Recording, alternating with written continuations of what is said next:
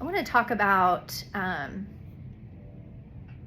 the impact of neglecting your health and wellness. This is something that really hit me when I was about maybe 18 years ago, when I was kind of new in private practice. I had a patient that she was young. She was just a couple years older than me, maybe 40. She was overweight, pretty severely obese, I would say. Professional woman, and she had really bad bladder leakage and UTIs that I was trying to help her with. But she really needed to lose weight to help get her health better. But because she had gained so much weight, now her knees hurt and her knees were bad. And so she would try to exercise, but her knees hurt and her bladder leaked. And she was kind of stuck in this cycle. And I still see her. She's still stuck. She is still stuck. And we keep trying to help her, but there's only so much you can do when your overall health is not strong, when your wellness isn't on point. So what hit me back when I first started seeing this individual was that at that time I was building my career. I had little babies, barely had time to exercise. And I just realized, like, I have got to make this a priority. Like, if I don't make it a priority, who else is? Who else is gonna take care of it? And I don't want to get into that vicious cycle. So I started really exercising, really tightening up my diet. I realized that my babies were eating a lot healthier than I was. So I was like, okay, it's time for me to be a big girl, not drink so much Dr. Pepper, not eat so much junk food, and really ramp up my fruits and vegetables. And that got me started on a path of health and wellness to avoid those problems. Some of the other problems that I see that people have are they haven't been on any kind of hormones their whole life. And they come in, they're in their 70s or 80s, and the condition of their vagina is very, very bad. It is very small, very thin, and very painful. It's very uncomfortable.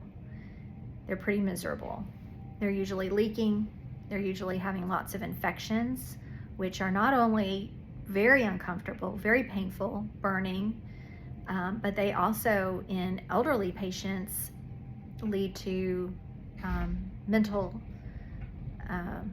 changes, meaning they get very confused because for some reason, when some people get older, they don't feel when they have an infection. So the infection can kind of take over their kidneys and their body before they really realize it.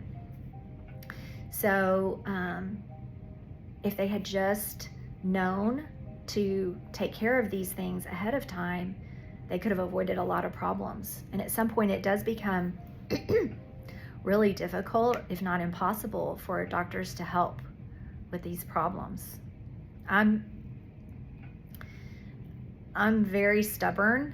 I really want to help everybody, and I'm very careful, but I will push the limit if I feel like it's appropriate and safe to help people. I won't just write them off. I'll try to do everything I can to help them.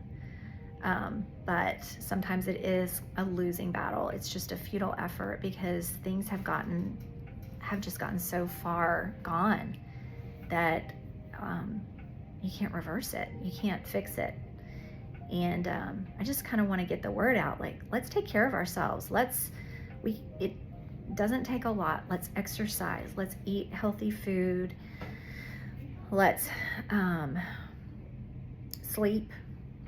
Let's connect with people. Let's take care of our wellness with hormones, whether it's systemic hormones or just vaginal estrogen. I think they're all beneficial. Then we can really have a much better life, better quality of life, and a longer life.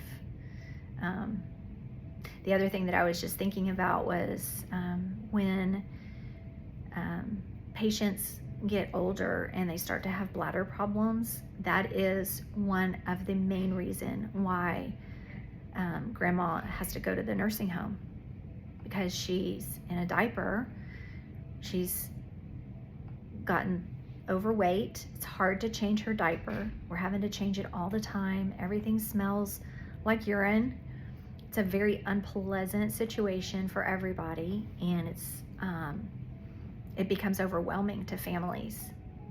And so sadly they end up putting their loved one into a nursing home where someone else, there's a team of people that can help them.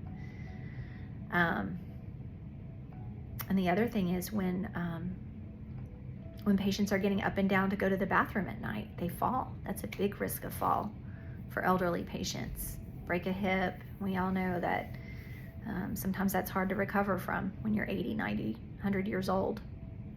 So I am just trying to drive home the message to address these things earlier rather than later, and do what you can to be as healthy as you can.